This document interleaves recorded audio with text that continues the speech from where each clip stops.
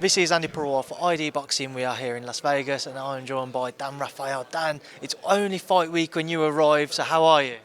I'm doing great. A little tired from a long flight, but excited for a big fight weekend and what I hope is going to be a great fight. If it's even comes close to what they produce in fight one and fight two, we're going to be in for a good, exciting night. Does this fight, Dan, feel as big as what both of those first two encounters felt like? It doesn't. I mean, that's just being honest. It doesn't mean it's not a great fight. It doesn't mean it's not worth time and money, in my opinion. They're two great fighters. It's a trilogy fight. We've seen lots of trilogies where that maybe there's been one fight that hasn't lived up to it, the other ones, but it's never really been, usually never been the third fight. It's usually maybe the second fight that's the dog. But Canelo, Triple G 1 and 2 are both classic, exciting action fights, high stakes, exciting fights. I have no reason to believe this won't be on a similar level. Yes, it's in a different weight division. Yes, it's been 4 years since the rematch. Obviously, the Triple G, the big talking point by many people going into this fight is he has seen the calendar turn to age 40. I don't put a huge amount of stock in that for a lot of different reasons, but the hype is not what it was compared, I don't think, to the first two. But I don't care about that. I'm here to see the fight, and whether there's hype or not, I can't wait for it.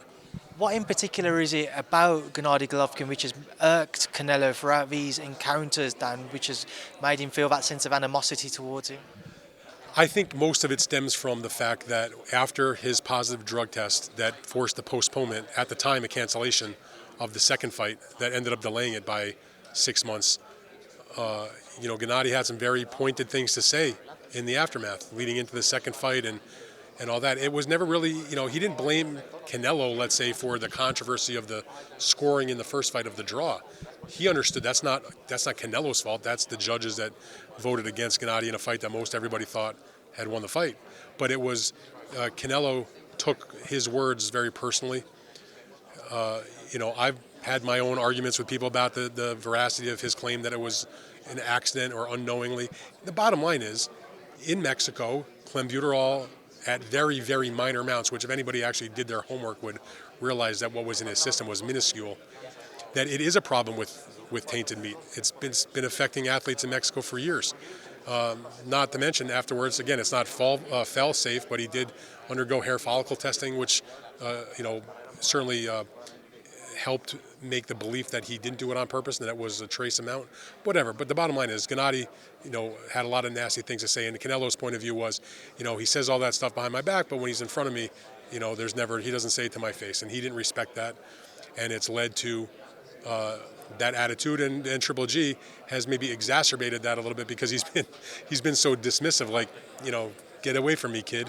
So it lends itself to bad blood. And it's funny because I remember a time before the first fight, I had been in Los Angeles covering the Superfly card, and on the Sunday after the Superfly card, myself and Lance Pugmire, another boxing reporter, a good friend of mine, we went to Dodger Stadium.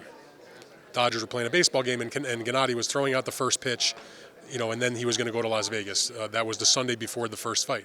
So we had an opportunity to interview Gennady at the stadium before he went and threw out the first pitch.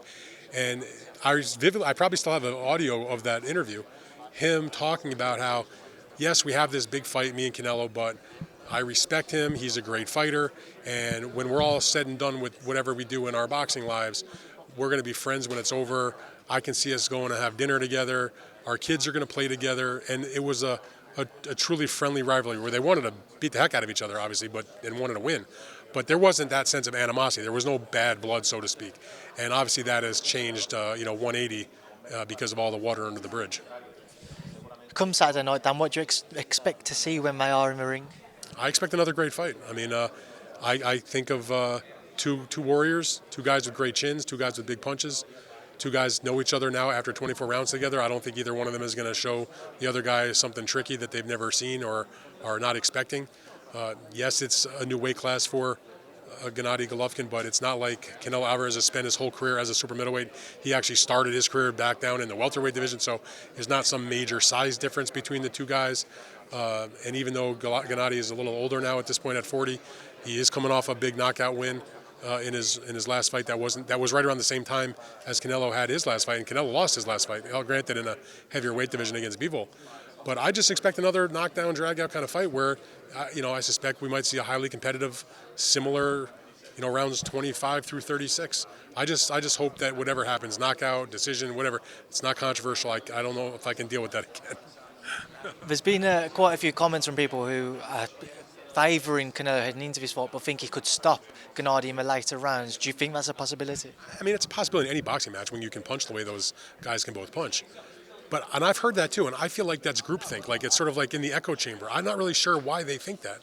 I mean, you can say that maybe Triple G looked a little rusty in the first, 2 or 3 rounds against Murata, and Eddie's 40 and all that. And, he got touched up against Derenchenko a few fights ago, and all that's true. But this is a guy that's had hundreds of amateur fights, has an impeccable professional career. He's got 2 blemishes on his record, right? He's got a loss against Gennady that was controversial, and a draw that was complete bullshit that everybody thought he won. And now you're telling me the guy's going to knock him out when you have a man that arguably is undefeated and has never been dropped, has never been knocked out, has never, in my opinion anyway, at least in terms of fights here in America, or since he came on the scene, and I've covered most of those fights in person, never seen him visibly hurt. Why all of a sudden is Canelo Alvarez going to knock him out? So, it's possible. Canelo's a great fighter, and he's a good puncher and all that, and he's scored knockouts at super middleweight. He stopped Billy Joe Saunders. He stopped Caleb Plant, for example. Gennady-Golovkin is not Caleb Plant, and he's not Billy Joe Saunders. I mean, it may be a different weight class, but he's going to the Hall of Fame someday, and those guys aren't. Final one, Dan, what is your prediction for that main event? I knew you were going to ask me that. I mean, I've gone back and forth a million times on this, and while I don't think it's a blowout like some people are suggesting, it is hard to pick against Canelo in this point. I think he has a point to prove after what happened with Bivol. That will add motivation to what's going on there. He understands what happened in their first 2 fights. He knows it's going to be a hard fight, but I think in the end, he probably can do enough to win 7 rounds, whether it's controversial or not. But the younger guy in his more natural weight class, his crowd, Mexico weekend, all the things that go into that kind of situation, it's hard to pick against him. So if you make me pick, I'll say Canelo wins a decision, but don't hold me to it. Moving away from this card, just get your thoughts on a couple other topics. Fury-Joshua, Dan. Do you think we will see that one come December? I sure hope so. I mean, I believe it when I see it. Look, I've said this to other guys also. You guys have interviewed me and talked to me, whether on camera or off camera. I'm skeptical about all this stuff. So show me a signed contract, do a press conference, have Eddie and Frank put out statements saying it's signed, or have Anthony and Tyson tweet that we're done and all that. Until that moment, I just don't believe it. And just maybe that's the cynicism of being around this business as long as I have been. I want to hope it's true. It's a great matchup. It's an exciting event. I think that it's probably a bigger fight in terms of overall fan interest and money than an Usyk fight would have been. And so if Fury this week has decided he wants to fight and not retire and change trainers and make the fight for free to everybody, like he said at one point, why not? If he can't fight Usyk because he's taking some time off because of whatever injuries he's dealing with, let's hope he heals up quickly and all is well with him. And he doesn't want to sit around for 6 months. The next biggest fight he could possibly make is against Anthony Joshua. And from Joshua's point of view, he's licking his wounds in 2 consecutive losses that weren't controversial. And he can probably look at this fight and say, I can make another gargantuan amount of money. But I think, frankly, even more important in his mind from a competitive athlete standpoint, it's like, I can get right back to the title and not just win the title, but win the one belt I've not had, which is the WBC, win the ring belt, win the lineal title, and make myself beat the number 1 heavyweight out there. Because no matter what you think about Alexander Usyk, as great of a fighter as he is, I think most people would say if you said, who's the number 1 heavyweight, they're going to say Tyson Fury. So it's got so many positives for Joshua to take it. But I also look at it from the Fury side of things, and he's like, well, he was probably always going to be a bad matchup for Joshua maybe. But he thinks maybe he's getting Joshua at the right time. He's coming off 2 losses.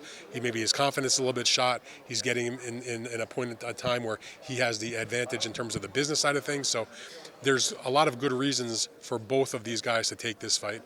And I hope it's true, and I hope it happens. And if it does, it's going to be, I hope, a memorable fight. And it's certainly going to be the biggest all-British fight in the history of the sport in any weight class.